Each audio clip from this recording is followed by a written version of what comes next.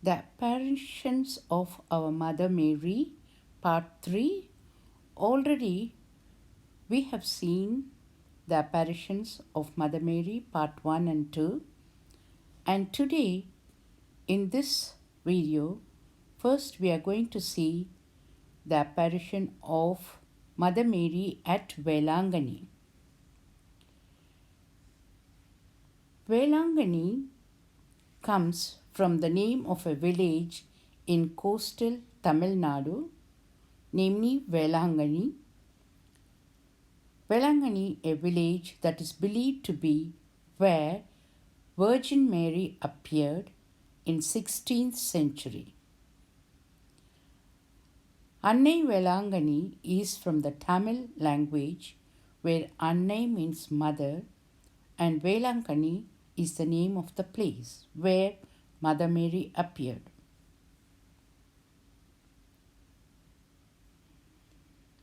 The first apparition is said to have occurred in the mid-16th century when a local Hindu shepherd boy was performing his usual duty of carrying milk from Velankanni to his master at Nagapattinam.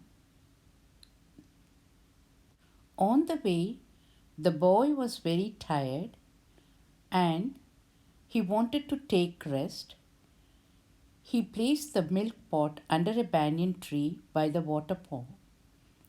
The boy fell into unusual slumber, only to be startled to his feet by the sweet vision of a beautiful lady holding in her hand a most charming child of divine appearance.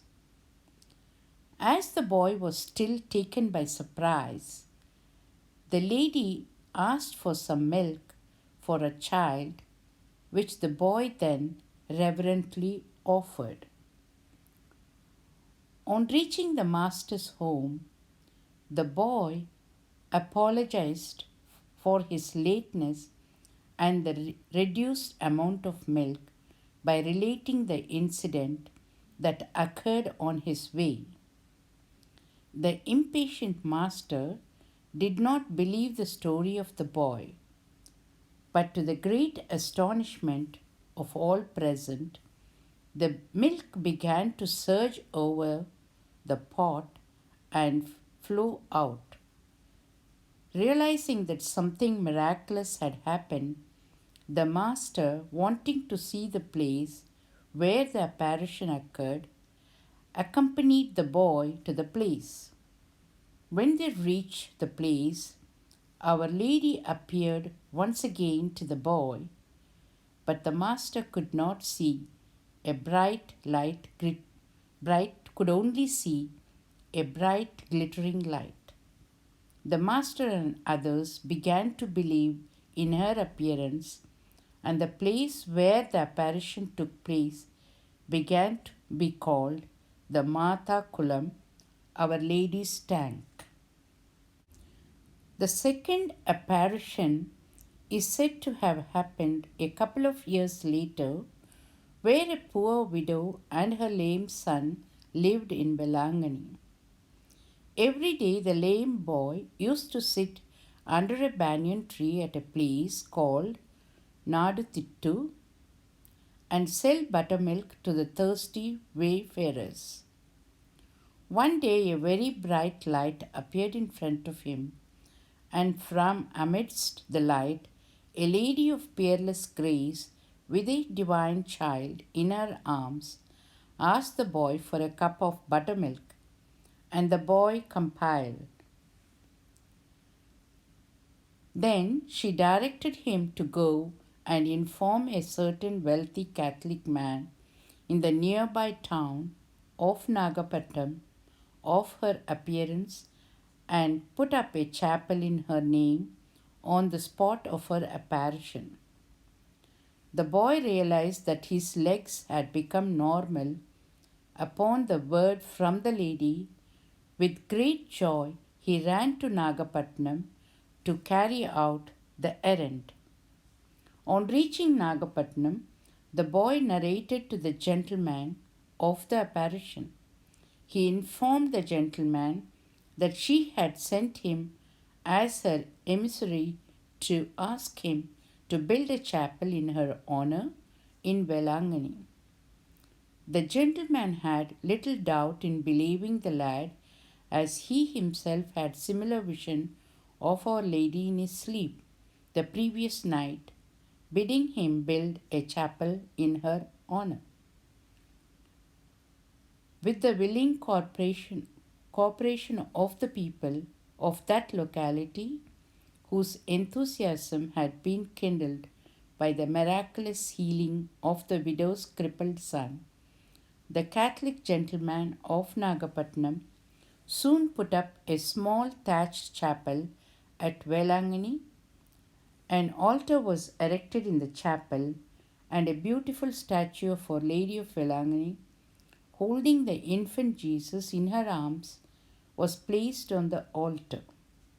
The humble beginning of the shrine of Our Lady of Velankanni became a holy place of veneration of our Blessed Mother, and she was henceforth called Arogya Mata, or Mother of Good Health.